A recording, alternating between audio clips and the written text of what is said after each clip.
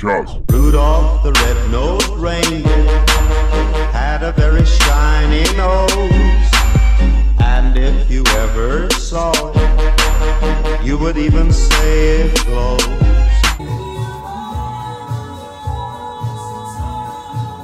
Hey guys, it's Allie. Long time no see. I have not filmed a video in forever, but today I am going to be decorating my apartment for Christmas, and so I figured I would vlog it because it's going to be super cute, and also the rats are here.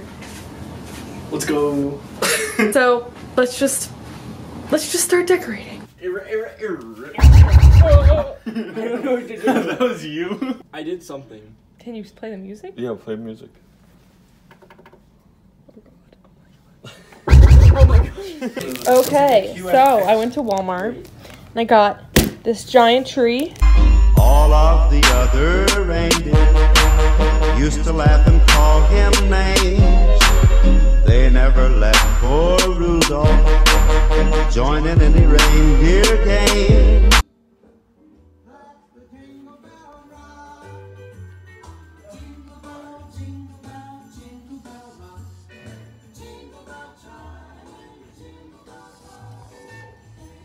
Hey guys, it's Allie. I'm currently editing this video, and I think that I'm going to put like another video that I had into this one because this one's super short and I'm already out of footage and it's like a minute long. So I'm going to put in my kind of Q&A video that I had filmed like a week ago about Penn State into the end of this video, and yeah. Guys, it's Allie, and in this part of the video I'm going to be talking to you guys about what it's actually like to go to Penn State. So almost every day I get questions either through my Instagram or on YouTube. Just general questions about what it's like going to Penn State, and so I feel like I owe it to you guys to answer some of those because I know that this is a big like college commitment time of year / like waiting for decisions. And so for those of you who are considering going here next year, I personally wish that there had been a video like this for me to watch, and I just want to help you all kind of make your decision. So yeah, let's just get into the video. Alright, so the most popular question I get is it hard because it's such a big school? Like, is it hard to balance everything? What is it like? You know, just these comments about Penn State being a huge school. The short answer, I guess, would be personally, it does not bother me at all, the size. I was always the type of student in high school to like small classes. I liked things to be personal. I grew up with some learning struggles, so I was in smaller classes, and that was important to me when I was applying to college. So how I ended up here kind of baffles me. But I gotta be honest, my favorite classes that I've had here are the classes that are like 700 kids. And I don't know why. I think, first of all, like the reason they're so big is because they're just awesome classes. But I've never had a big class here that I feel left out of. Like, you can always make it more personal. You can always go to your professor's office hours. A lot of our big classes have TAs, so like teacher assistants, that you can get to know. And it's really just up to you. It's up to you to make, you know, the big school small. I have this philosophy class that probably has like 150 students in it, and I had sent my professor an email at the beginning of class with a question, and I introduced myself in that email because I assumed he didn't know who he was. He knew exactly who I was. He goes, oh, I know who you are, and you know, I don't know how, but it's really awesome because I've had multiple professors like that where they just know all of their students by name, and that, you know, I respect that. I think that's pretty awesome. So yeah, big school doesn't really bother me, and that kind of leads into the next question is, was it hard to get to know people? And that answer is yes. For me personally, it was hard to get to know people. I was not in the normal freshman dorms. I lived in South housing, which is where a lot of our upperclassmen are. It's actually where the sorority housing is. But I lived with my roommate who was in the honors college, and so we both lived in the honors college housing. It was very small, and a lot of the people that were in our building were kind of quiet and reserved, and it was tough to meet people, and that's why I ended up rushing a sorority, and that really like opened up a whole new world for me, I think, with meeting people. So I definitely recommend like getting involved with lots of clubs right away, doing a sorority, doing a business route, you know, whatever you want to do to like get involved, because I do think that that's like super important in meeting people. So the next question is just like, what is it like being a student? And I think that it really differs with age. Last year, being a student was kind of hard, and I think that people hype college up, and no matter where you go, like, your freshman year is not as amazing as you think it's gonna be, and I don't mean for that to sound horrible. Like, freshman year's fine, like, it's fun, like, you go out a lot, you go to class a lot, you miss home a lot. Like, it's just a lot. There's a lot of things happening. And I think being a sophomore, like, I love being a sophomore so much more than I liked being a freshman. Did not really like being a freshman, just because of how I was mentally, and I don't think I was entirely ready for the transition to such a big school. And I think it just took like a year of maturity for me. And I think also just being in an apartment has made me much happier. Go watch my apartment tour if you haven't already. It's a cute little place. I'm actually on my roommate's bed right now because I think that her backdrop's cuter than mine. So, and also the lighting was this way. But anyways, off topic. But yeah, I mean, being a student at Penn State, I don't think it's really super different from other colleges. We have a ton of school spirit. You cannot walk around on this campus for more than about 10 seconds and not see someone wearing Penn State. And for me, that was a huge thing when I was committing to schools. Like, I toured other colleges and you would maybe see like one person wearing like school spirit stuff, and I was like, what? Like, do you not go to school here? Like, why are you not wearing school spirit stuff? We're a very casual campus. Like, we don't really wear like super nice things to class. We're just kind of chill, which I like. I like that vibe. Everyone here is friendly. Professors are always friendly. You know, things are good. It's Happy Valley for a reason. I mean, I think that at first it is tough to balance like schoolwork and going out. This year, I kind of feel like an old woman. Like, I try and go out, like, I try to go out, like, 1 or 2 times a week. It's just, like, not my favorite thing. Like, I'd rather just, like, sit in my bed and watch Netflix. But, I go out because, you know, it's fun. I get to be with my sorority or, like, my friends, my roommates here.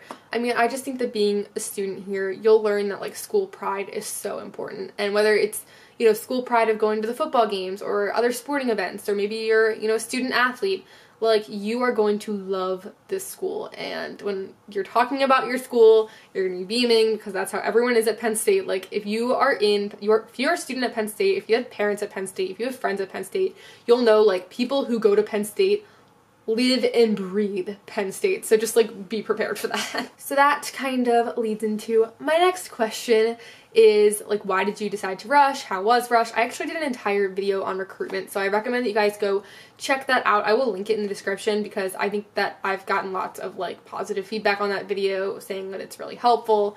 But rushing, I think, was probably one of the better decisions I made. For those of you that watched my mental health video, last semester I was super depressed. Like, to be honest, I was so depressed. It had nothing to do with Penn State. It was just the winter and the cold, and I think it was just the timing. I got depressed, and I happened to be here away from home, and it was really, really hard to handle. So I knew that coming back, like, this semester, I just had to be more busy, because I think that that was one of the main things, is that I just didn't have enough to do. I was, like, so bored all the time, and so I got depressed. Moral of the story. And so, like, coming back this year, I am involved so much more. I do something called Greek Sang, which is with my sorority. So we practice 2 times a week for 2 hours, and it's like a musical that you put on. Sororities and frats partner together, and it's a 6-minute musical competition, and the winner gets to perform at Thon. Anyways, I, like, highly just recommend, like, getting involved with something that you love, because for me, like, just being more involved, having things to do, being busy has made me so happy here this semester, and I'm, like, in a totally different mind state than I was last year. So another big question regarding apartments is, like, what is the process like of getting apartments? And I gotta be honest, it's tough. It's, like, really stressful. So around October of every year, that's when you have to get on the apartment thing. You should already have figured out who you're living with for the following year, where you're interested in living. You need to get those applications in quickly, because State College is kind of a small town. It's in the middle of Pennsylvania. But there are 50,000 students, along with, you know, 50,000 people that live in this town. It becomes a pretty big city. It's crowded, and there's lots of demand for apartments, and the apartments are competitive, especially if you want to live in a luxury apartment. Mine is not, but we have multiple luxury apartments, that they're more expensive, they're very nice, they're renovated, and I know that those are already all filled for next year. My apartment building was pretty competitive last year. We signed our lease actually today, last year, so you definitely have to get on it by October, apply by October, and sign by November if you're looking for an apartment. If you're staying on campus, they're a lot easier to come by. You just fill out I'm pretty sure you just fill out like an on-campus housing contract. No guarantees that you'll get like an amazing place. A lot of our dorms aren't renovated. There's a couple renovated halls, but a lot of them are old. They're just stereotypical college dorms. And I know for me, like, I just could not live in a dorm again for another year, so I wanted to live here. And I'm renewing my lease again here next year. Lots of kids do that. They'll get a lease their sophomore years and then they'll just renew it. Especially if they end up getting a house, then they'll just renew that for all 3 years. You don't necessarily have to stay with the same people, but it's easier sometimes to stay in the same place. I would say that the hardest thing with housing is figuring out who you're rooming with, because I remember last time this year, like, I didn't have that many friends, as I said before, so like finding who I was gonna room with was not easy. I ended up living with my roommate again, Cal, who's not here right now, but she was my roommate last year, and then the 2 other girls were girls that we had known. So I guess to focus a little bit more on classes, and like their difficulty, I have had difficult classes here. Right now I'm taking philosophy, and this, oh my gosh, it's so hard. It's about to be Thanksgiving break, and I literally have an exam that's opening on Saturday at midnight of Thanksgiving break and closing on Monday at midnight. That means that over my Thanksgiving break, I have to work on Sunday and Monday on a philosophy exam. All of that negativity aside, I love my philosophy professor. He's so nice, and so I feel bad ranting about that, but like, come on. But yeah, I mean, overall the workload, I did go to a pretty competitive high school, so I would say that my work in high school was harder, but the time management here is a little bit harder, because no one, you know, is going to come to you if you're not turning stuff in. No one's going to tell you when you're running out of time. Lots of times, everything at Penn State is based off of Canvas. It's like this online, like, homework platform thing. It has all of your assignments, all of your grades, tests, quizzes, lots of online stuff that you can take. And so I know, like, sometimes the professors don't tell you that you have work due in person, but they'll put it on Canvas. And so if you're not actively checking, you might miss an assignment that was due. And so you just really have to, you know, be responsible, be up to date, check your email constantly. Your email will be your new best friend. And just, you know, make sure that you're not waiting for the last minute to do something, because if you do that and then something else gets added, then things just pile on and it becomes really stressful, and you don't want to put yourself in that situation. I would say that weeks here, like, go on and off. Like, you're either going to have a really easy week or you're going to have a really hard week. But just keep in mind that when you do have a hard week, the next week will most likely be much better. So, like, I always use that as my motivation. Like, 3 weeks ago, I had the hardest week. I had 4 exams.